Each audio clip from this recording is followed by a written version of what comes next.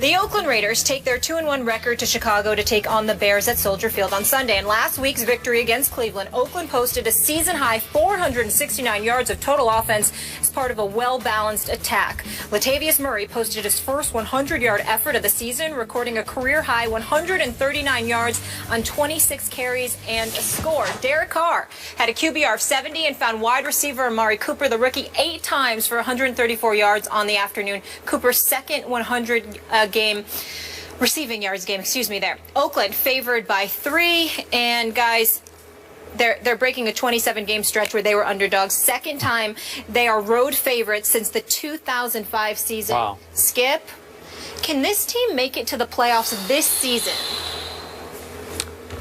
Stephen A. Smith, I must tell you, I'm going to disqualify myself here. So take all this with many grains of salt.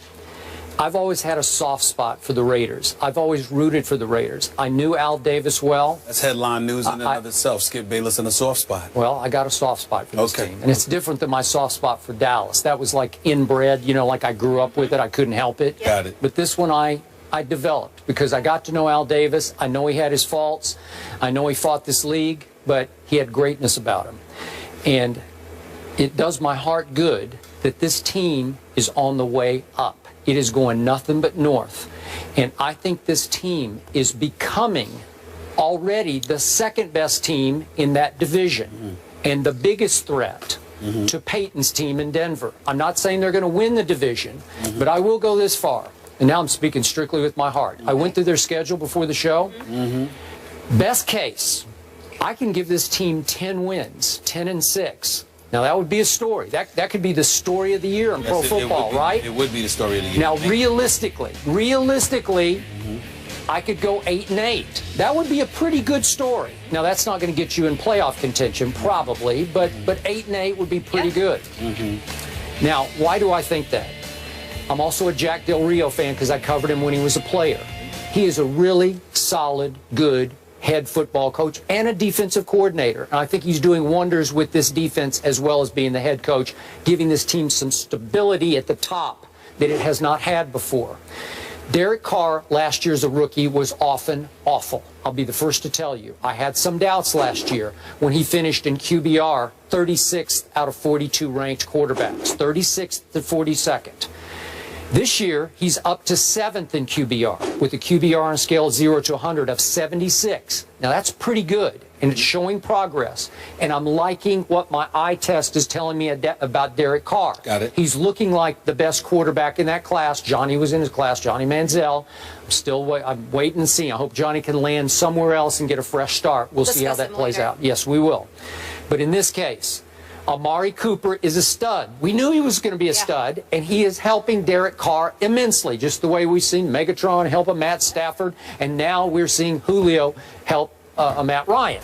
But in this case, listen, that Latavius Murray's pretty good. Like, he's a legit NFL running back. So the combination of those two studs, a wideout and a running back, with a Michael Crabtree, I'm not the biggest fan, but he's a nice complementary receiver to Amari. And in that Seth Roberts kids, he keeps making big catches for them. And by the way, he was a teammate of Malcolm Butler's and was also undrafted out of West Alabama. So there's another crazy story. That defense, as you know, features Khalil Mack, who causes nothing but problems for offensive lines because they basically, you need 2 people to block him on every play. You know Justin Tuck. He's still got a lot of game left. Yeah, I got a lot of respect. Yeah, I do too. You know, and as a leader of this team, he's become their Terrell Suggs. And that Malcolm Smith, 2 years ago, the MVP of the Super Bowl, he leads his team in tackles. People forget he's even there, but he is there. Right. And they added Aldon Smith, who I'm not a big fan of his, but I'm sure he's going to give him a little pop. He can play. Nobody disagrees with that. So all of a sudden, with Curtis Lofton on that defense, you know, it's starting to look like a legit NFL defense. Is it a playoff defense? I'm not going to go quite that far, but if everything breaks right, I think Derek Carr has the quote-unquote arm talent with Amari to get this team to, best case, 10 wins. Your thoughts? My thoughts are this. There's no way in hell that the Oakland Raiders are making the playoffs. Let's pump the brakes on that right now. This organization, I'm looking right into the camera as I'm talking to the city of Oakland, all the Raider fans, Raider Nation across this nation. You might be lucky we're not there right now, right? Seriously. It's okay. It's okay. You're repping their colors, too. You're not going to the playoffs. You can scratch that. Dream on. The fact is that when you look at the Oakland Raiders, they are to be applauded.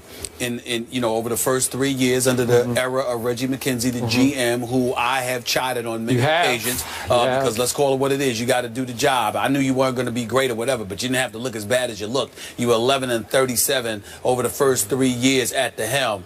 Outside of the 2010-2011 season, primarily with Hugh Jackson, you had back-to-back 8-8 seasons. With the exception of that, the other 10 years, you have never won more than 5 games in the season from 2003 through last season, with the exception of those 2 8-8 seasons, and you got rid of Hugh Jackson when you came there, which to me was a mistake on the part of Reggie McKenzie. Having said all of that, I love the talent that they have. I like Derek Carr. I like him a lot. I'm looking at some of these numbers right here. 726 yards on the season, completing 63% of his passes. Only 1 interception thus far. I'm looking at the Latavius Murray for 248 yards, 4.8 yards a carry. Good. The kid is impressive, but I'm going to tell you, catches out of the backfield. He does. But I'm going to tell you what also makes me feel good. He's got 11 receptions out of the backfield as well. But this is what makes me feel good about Oakland. Offensively, Skip Bayless, they've only surrendered 1 sack. 1.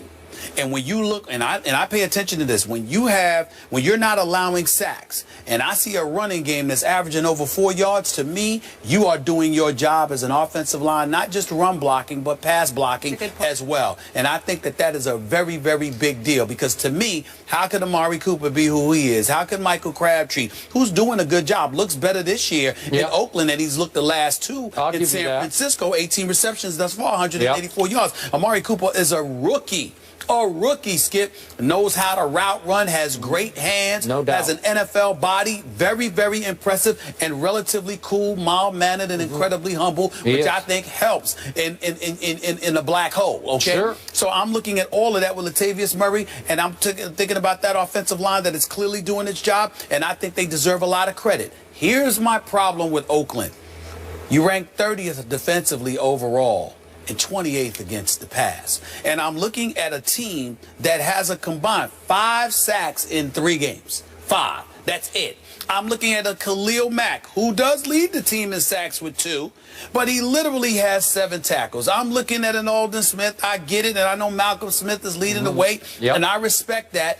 But if you're not sacking anybody, okay, because 5 sacks in 3 games ain't that much. If you're not sacking anybody, if you're not getting to the quarterback, and on top of that all, your Achilles heel is your pass defense. How you can get to the quarterback, how you can sit there and defend against the pass. Then I got issues with you, because this is the West that we're talking. I'm sorry, this is the AFC West, and this is the AFC overall that we're talking about. And last but not least, then we get to the schedule. Congratulations, y'all will go up to 3-1, because after all, you're playing the Chicago Bears. Hope Jay Cutler comes there, because that'll make it even better for you. Let me throw that out there. But outside of Chicago, Jimmy Clausen? You know what? Listen, let me tell you something right now. Jay Cutler. Wait, would you rather play Jimmy Clausen or Jay Cutler? It depends. It does not depend. I'm going to tell you what it depends on. I'm going to tell you what it depends on. As bad as Jimmy Clausen is, because of a talent perspective, we just don't listen. All he has to do is not turn the ball over. In the case of Jay Cutler, you have to pray, number 1, that he won't turn the ball over, but number 2, and more importantly, is he interested in playing this Sunday? When he's interested in playing, here we go again. But when he's not, this that's what it is. Gratuitous. So, yes, it is. It's completely gratuitous. Yes, it is. But let me get to the schedule. After you go up 3-1, I mean, I'm just playing around, because Chicago's defense could do some things, but let's say you go 3-1. Next? Then after that, you got Denver. Well, wait, don't just gloss over it. Denver is coming to the black hole. I know that. You don't think that'll be a big game if they're 3-1? I think it'll be a big game. I just think they'll lose. I'm just talking about Oakland. I don't know. I'm not sure about you go ahead and pick Oakland in that game. I might. Be my guest. Be my guest. I dare you. Okay. I double dare you. But here's the deal. Then they got a road game at the Chargers. They got a home game at the Jets, which they could and should win. You got a road game against Pittsburgh. You got a home game against Minnesota, which you could and should win. Yeah. Then you got road games against Detroit and Tennessee. I think you could win both of them. I think you'll lose one. All You'll right. split, okay? You got Kansas City at home. Maybe. You got Denver on the road. You got Green Bay, San Diego, and Kansas City. I see the Oakland Raiders.